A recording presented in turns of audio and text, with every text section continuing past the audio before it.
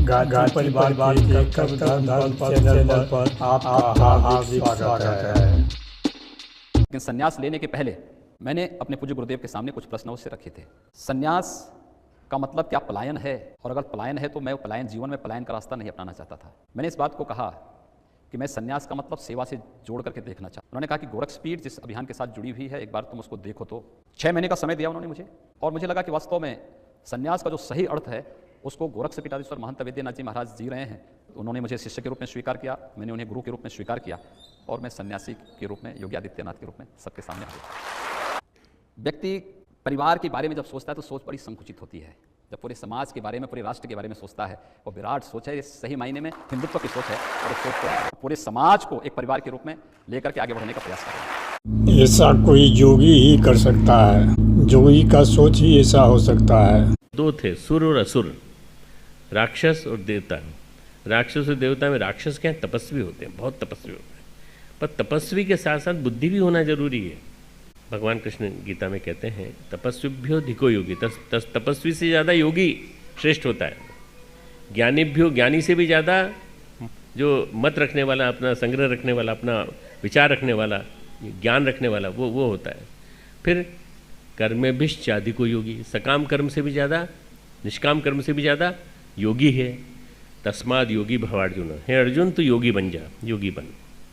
योगी बनने के लिए क्या करना पड़ेगा? आप देवत्व को जीवन में धारण करिए। एक योगी के रूप में समाज के प्रति जो मेरे कर्तव्य हैं, उन कर्तव्यों का निर्वहन करूं मैं, धर्म को मैं सेवा का माध्यम बनाऊं, इससे बड़ी बात और क्या हो सकती है, और हम वही कर रहे हैं। देवता बनेंगे तो क्या होगा? मनुष्य देवता बने बने या धरती स्वर्ग समान, यही संकल्प हमारा। देवता इकट्ठे होते हैं तो ऐसे ही होता है। असुर लोगों ने क्या किया कि तप तो किया, पर तप करने से अहंकार बढ़ गया। अहंकार बढ़ गया तो बुद्धि भी गड़बड़ा गई। वरदान मांगने का समय आया तो वरदान में ऐसी चीज़ मांग ली जो उन्हीं के नाश का कारण बन गई, और इसीलिए राक्षस हमेशा पीछे रहे। और देवता अनुदान वरदान जो भी मांगेंगे वो सद्बुद्धि के साथ कारण मांगेंगे, इसलिए कभी गड़बड़ाएंगे नहीं।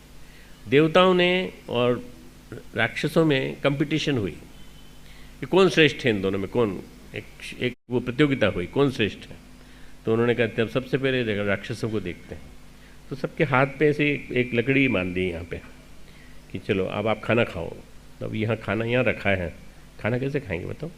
आप बोलो कि खाना खाओ डॉक्टर साहब, आपके लिए इतनी देर से रखा है खाना, तो मैं कैसे खाऊंगा? किसी ने यूँ खाया और यूँ गिर गया, यूँ खाया यूँ गिर गया, तो पूरा खाना आसपास बिखर। बोले टाइम ख़त्म, घंटी बज गई, टाइम ख़त्म, चलो तुम लोगों का खाना हो गया पूरा? बोले खाना तो हो गया पर पेट में एक भी नहीं गया। खुद के लिए, जो खुद के लिए जीता है वो असुर, जो खुद के लिए जीता है वो राक्षस, जो औरों के लिए जीता है वो देवता। देवता बैठे, इसके बाद पहले सफाई कराई, राक्षसों से कहा तुम चलो, तुमने गंदा किया, तुम साफ करो, चलो इसको पूरा साफ किया, फर्श साफ करवाया। उसके बाद देवताओं को बिठाया, देवताओं ने क्या किया? अपने आमने सामने बैठ गए, एक लाइन इधर एक उधर, उनका मुंह इधर इनका मुंह उधर। इन्होंने उनको खिलाया, उन्होंने इनको खिलाया। जो लकड़ी उठाई, लकड़ी वाला हाथ उठाया तो उनको भी लकड़ी बांध दी गई, उनको इधर खिलाया, उसने सामने वाले इनको खिलाया। जब सामने वाला हमको खिला रहा है, हम सामने वाले खिला रहे हैं, तो सबका पेट भर गया। सारे देवता खुश खुश बाहर आए।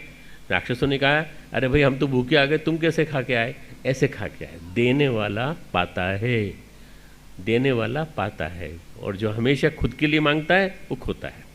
इसलिए कभी भी आप याद ध्यान रखना, सहकार में बड़ी शक्ति है। चलिए, वीडियो के अंत तक बने रहने के लिए धन्यवाद। आज बस इतना ही। ओम शांति, ओम शांति, ओम शांति।